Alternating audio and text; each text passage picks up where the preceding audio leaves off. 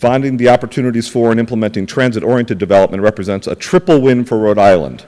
It can provide a significant boost to our economy, accommodate our need for substantial new housing development, and do it in a way that's good for the environment.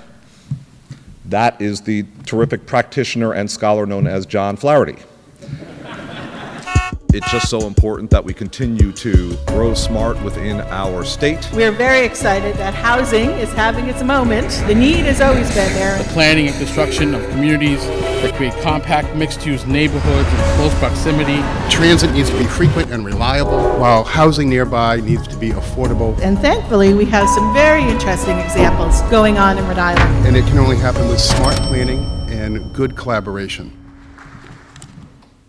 Thank you very much, Scott and John and the entire team. This organization does a phenomenal job, and it's just so important that we continue to grow smart within our state. There are so many opportunities for that. We have terrific leadership at the state level and at the municipal level getting it done. I see our treasurer here. Congratulations to our treasurer. In absentia, I want to thank our governor for putting oomph behind the effort to get development going, and with an emphasis on housing. I see mayors who are in the House. We have a state that's prepared to do more, but Lord knows we need to do more. I'm so great for this forum. Today is not the day for a policy treatise read aloud. I'm still completing my second week on the job, although it's a return to service. But I do want to note that the themes that are being expressed here today are paramount. It's so important that we think about the right way in which to grow. I have a quote from a terrific scholar, and I want to read it aloud. Finding the opportunities for and implementing transit-oriented development represents a triple win for Rhode Island. It can provide a significant boost to our economy, accommodate our need for substantial new housing development, and do it in a way that's good for the environment. That is the terrific practitioner and scholar known as John Flaherty.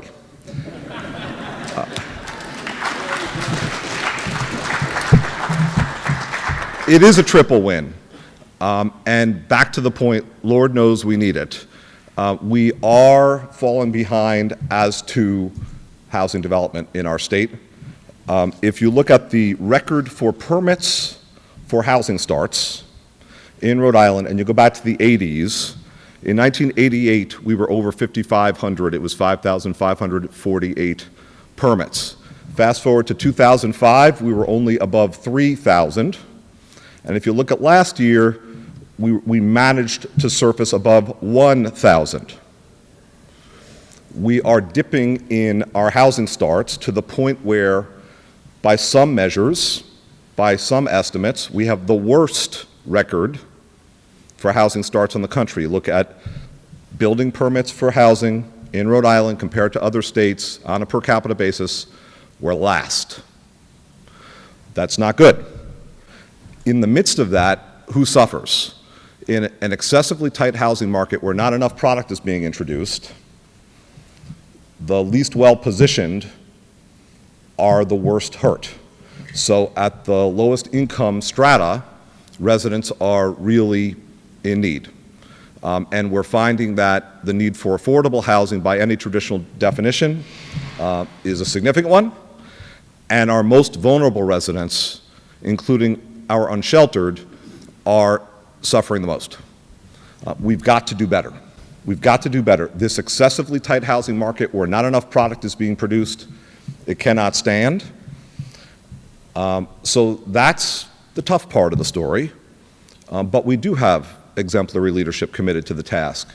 The governor has been joined by Speaker Shekarchi and Senate President Ruggiero in introducing a $250 million package for housing. That was a very big accomplishment to allocate our state fiscal recovery funds out of the American Rescue Plan for that purpose, a quarter of our allocation for housing. That's a lot of money. It's also not enough. We must find more public resources, more routinized public resources that we commit to the task, that we can finance against, that we can use to get the job done, and we need to bring the private sector and the nonprofit sector to the table with their resources to get the job done. Now, we have some of the best developers in the land, nonprofit and for-profit. They're getting the job done where they can, but we've got to do more. The fact that we have bottomed out as pertains to housing, that we're doing so poorly, has resulted in a mandate. And that's the other part of the good news. I know we can all feel it. We all know that Rhode Islanders are behind doing better in the field of housing. We must do better for individuals and families who are experiencing homelessness. Winter comes every year. We need to plan better, invest better, and do better. Not just emergency solutions, by the way. Yes, emergency and interim solutions, also permanent supportive housing for our residents who need it. We must do better. Thank you. We must do better throughout our market in producing housing stock at every income level, at every price point. We must.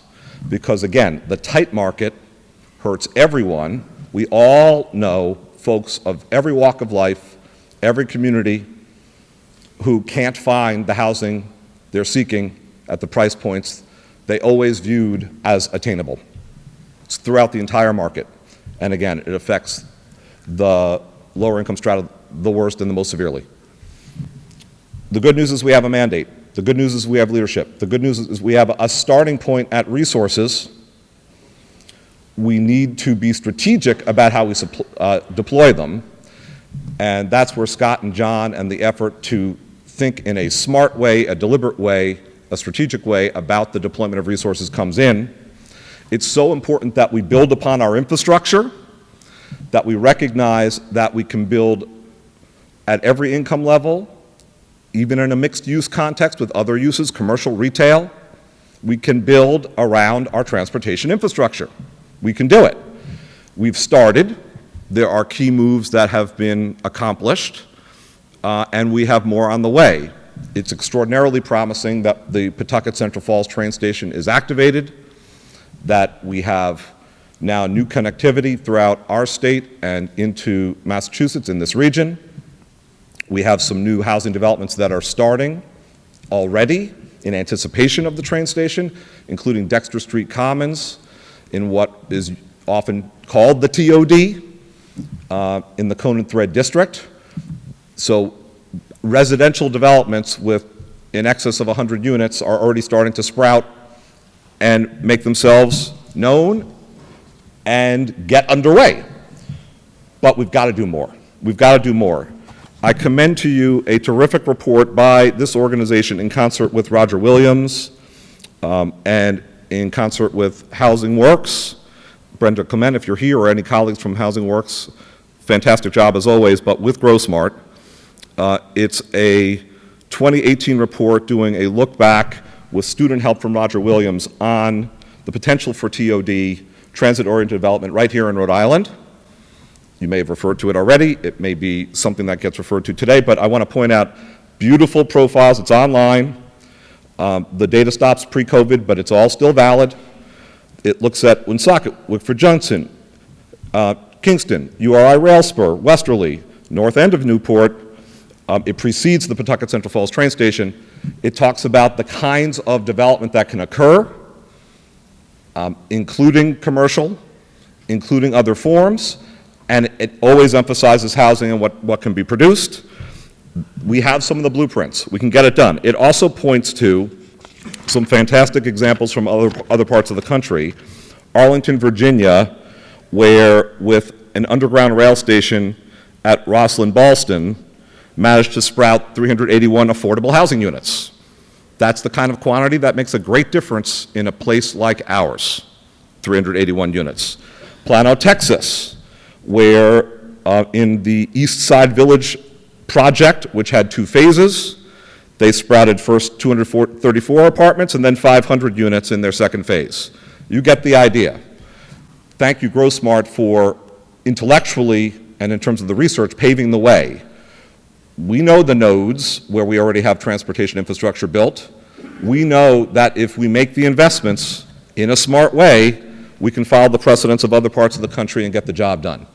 Ladies and gentlemen, when in 2015, 2 governors ago, the Raimondo administration took office, to be followed by the McKee administration, we had the highest unemployment rate in America, the worst.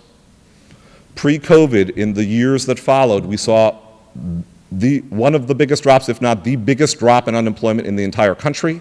We hit an all-time high number of jobs 12 times. Now we have one of the historic low unemployment rates post-COVID. Moody's says we had the strongest recovery economically in the Northeast coming out of COVID, and in the top 3 in the country. Our economic surge since 2015, when we bottomed out with the worst unemployment rate in America, has been significant. Now, Lord knows we have so much more work to do to ensure high quality and inclusive economic growth that includes all of our communities. Lord knows, much more to do. But we've bottomed out before. We've bottomed out on housing. What's going on is unacceptable, but working in partnership, we can get it done. Thank you so much.